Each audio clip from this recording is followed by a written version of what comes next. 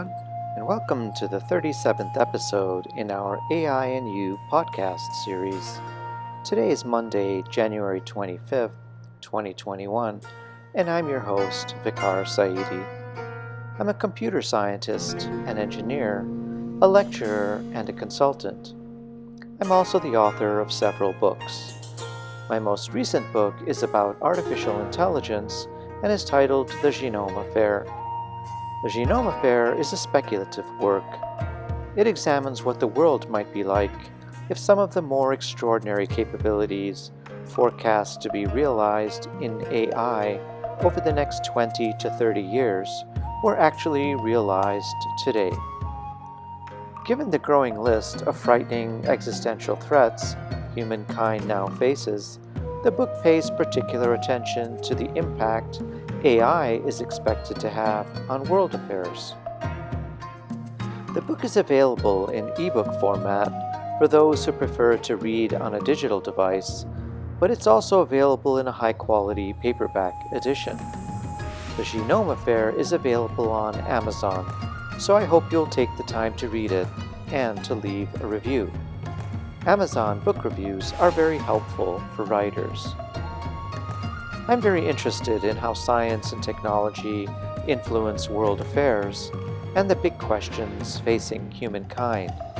Studying at the confluence of the great disciplines of human history, political science and thought, international affairs, science and technology offers a deep understanding and pedagogically important lessons of how advances in human endeavor have influenced and impacted civilization. I'm available to give talks on artificial intelligence and its related technologies and on the impact AI is expected to have or is already having on our world. If you'd like to get in touch with me to arrange a web-based event or consulting meeting with your company or organization, you can find my contact info in the podcast notes below. Please make sure to subscribe to my channel, like this video, and share it with others if you find the content valuable. Thank you. And now, on to today's podcast. In our last podcast, episode 36, I spoke about the dangers lurking in America's political future if we are unable to manage some of the forces that can destabilize the country. Inauguration Day in America felt very hopeful, but the demons that have terrorized us these past 4 years are unfortunately still with us. We must deal with them if we are to prevent an even worse outcome in the future. These forces, including those unleashed by the Fourth Industrial Revolution, forces such as artificial intelligence, biotech, computing, and data science. In today's podcast, episode 37, I'll talk about whether AI will benefit from a new Cold War with China. Let's get started. During the Cold War, the Soviet Union and the United States were engaged in a 46-year, high-stakes, multifaceted race to demonstrate the superiority of the Soviet ideology of governance, communism, and their central planned economy, versus that of the American and Western ideology of governance, democracy, combined with the American economic model of free market capitalism. During the early years of ideological conflict, the Soviets presented America with a formidable challenge, specifically on the scientific and technological front. But in the end, the Western model secured a clear and decisive victory. At times, the race became quite dangerous and heated.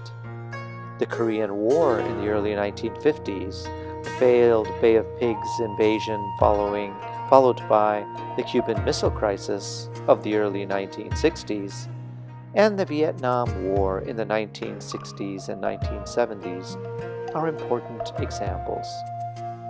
The Vietnam War, in particular, cost over 58,000 American lives and resulted in a great deal of domestic angst, political chaos, and polarization within society.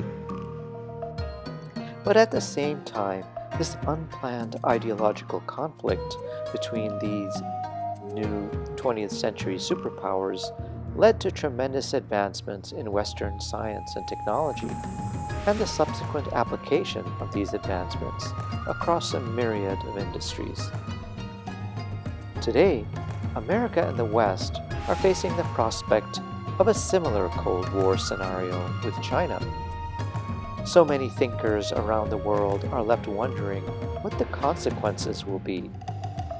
In a competition to demonstrate the superiority of the Chinese model of authoritarian capitalism versus the liberal democracy and free market economy of the United States, might the West realize similar gains as those extricated from the 20th century confrontation with the Soviets? And if so, at what cost? This issue has emerged as a major point of debate between leading public intellectuals. Since 2018, China has launched more rockets into space than any other country. They have won the race to be the first to land a rover on the far side of the moon. In 2019, China launched the last satellite in a network of 35 satellites named Beidou, thus completing their own independent global navigation system. The Beidou navigation satellite system is China's answer to America's global positioning system, more commonly known as GPS, and is 20 centimeters more accurate. China is also planning to build their own space station for interstellar research. They no longer accept being subjugated to the United States and the West, neither on Earth nor in space, and they believe that any empire that considers itself a superpower must have its own independent and world-leading space program. These initiatives in space demonstrate Chinese scientific and technical sophistication that has both commercial and military application. Whether they are delivering a lethal autonomous weapon, such as an AI-enabled missile, to an enemy, or whether they are delivering lunch to a customer, the precision of Beidou will be critical. And at the same time, the Chinese now have independence in a key component of digital infrastructure with their own version of GPS. The completion of the Beidou network, along with their other space programs, has brought tremendous pride and prestige to China. And this prestige is a key promise enshrined in the Chinese Communist Party's social contract with its citizens. But China's disadvantage as the new Cold War unfurls is that its scientific and technological ecosystem is rapidly shrinking, and this reduces their access to industrial and intellectual dynamism. As China decouples from America and the West, they will lose critical access to a significant degree of basic and applied R&D as a consequence of waning relationships with Western academic and research institutions and industrial networks. Meanwhile, America and the West are in a good position to leverage long-standing transatlantic alliances within academic, industrial, and political networks that were forged in the fire of the last Cold War with the Soviet Union. This is likely to be a significant advantage as the two superpowers decouple. Nevertheless, when we consider how active America's space exploration program was during the Cold War ideological battle with the Soviets, although not stagnant, today's American space program enjoys considerably less government investment, as well as prestige in the minds of the country's best and brightest science and technology students. The US is working to establish a lunar base by 2024 via the Artemis program, but it desperately needs competition and dynamism to reinvigorate the society towards these goals. Arguably, the unprecedented scale of an ideological and economic threat posed by a rising China is just what America needs. Economically, an ideological conflict with China is a far greater threat to America's future than the ideological conflict with the Soviet Union ever was, even at its peak.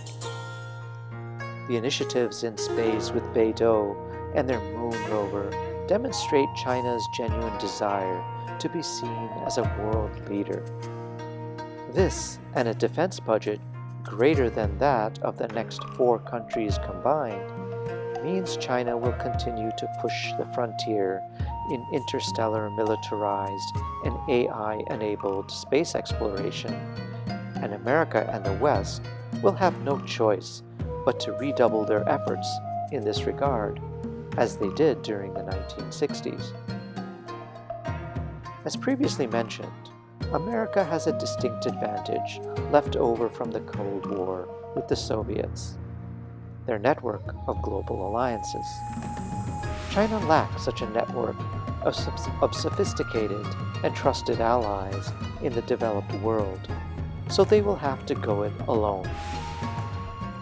Their vassal states in the developing world will offer little economic and financial support or meaningful political cover, so this will very likely be intensely challenging. When we revisit the historical record, we are reminded that the Cold War was very dangerous and led to nuclear brinksmanship. But at the same time, the benefits were also extraordinary. As was the case in the post-World War II era, we are, once again, facing a clash of strategies and a clash of political and economic systems. The new Silk Curtain is a test of whether American liberal democracy or Chinese authoritarian capitalism will be the superior model for the realities of life in the 21st century. As a result, public intellectuals and thought leaders expect to see America begin to make enormous investments in infrastructure, multidisciplinary basic research, industrial applied research and development, and public education that it otherwise lacks the incentive and political will to pursue. Unquestionably, America will return to the moon and then onwards to other destinations, with artificial intelligence and biotechnology playing a leading role, particularly as initiatives such as the Human Connectomics Project, which will map the neural network within the human brain onto silicon, come closer to fruition in the coming decades. Connectomics is a US government initiative from the Obama era and is based at Argonne Labs in Chicago, where it will have access to a purpose-built and state-of-the-art Aurora 21 supercomputer. In 1957, the Soviet Union stunned the world with an unprecedented technological achievement. They put Sputnik 1, the first satellite in space, orbiting at a speed of 18,000 miles per hour. The military significance of this bold and stunning success left a profound impact on an American administration led by an aging World War II general, President Eisenhower. American society felt great fear and trepidation as the American government struggled to respond. The achievement left no doubt in the minds of many American leaders of the rapidly expanding technological chasm. between the two superpowers. Eventually, though, the US did respond, and with extraordinary resolve. For most of the 1960s, America was spending 4 to 5% of GDP on science, technology, and space. Places such as Silicon Valley and Orange County in California, industries including aerospace and semiconductors, and early versions of the Internet, DARPANET, are some examples of the long-term benefits of the ideological competition between America and the Soviet Union. By the 2000s, though, grants and investment in these areas had declined to a small fraction of their Cold War equivalent. But today, China has more economic strength and resources than the Soviet Union ever had the capacity to direct towards space or towards any endeavor. Under the 45th U.S. administration between 2017 and 2020, NASA's budget was increased significantly. There was recognition amongst senior statesmen that space is not merely a display of technological prowess, as it once was in the 20th century. Rather, it now has real military, geostrategic, and interstellar implications. During Senate confirmation hearings in mid-January 2021, the incoming Secretary of State, Antony Blinken, stated that he agreed with his predecessor's claim that China had committed genocide against its Uyghur population in Xinjiang province in the northwest of the country. And so there are no signs on either side that the Cold War between these two superpowers is likely to dissipate in the near future. In summary, then, we are likely to see a steadily increasing sense of urgency in federal grants and investment in advanced science and technology, including artificial intelligence, biotechnology, and other Fourth Industrial Revolution attributes, along with the strengthening of transatlantic alliances in the coming months and years as this new Cold War intensifies. Thank you for spending some time with me. I'm trying to follow the TED Talk format, and so I'm keeping these podcasts under 20 minutes. Let me know what you think. I hope you'll find these insights into artificial intelligence helpful, and I hope you'll read my new book, The Genome Affair. It's on Amazon. Until next time, then, this has been the AI and You podcast with author Vicar Saidi.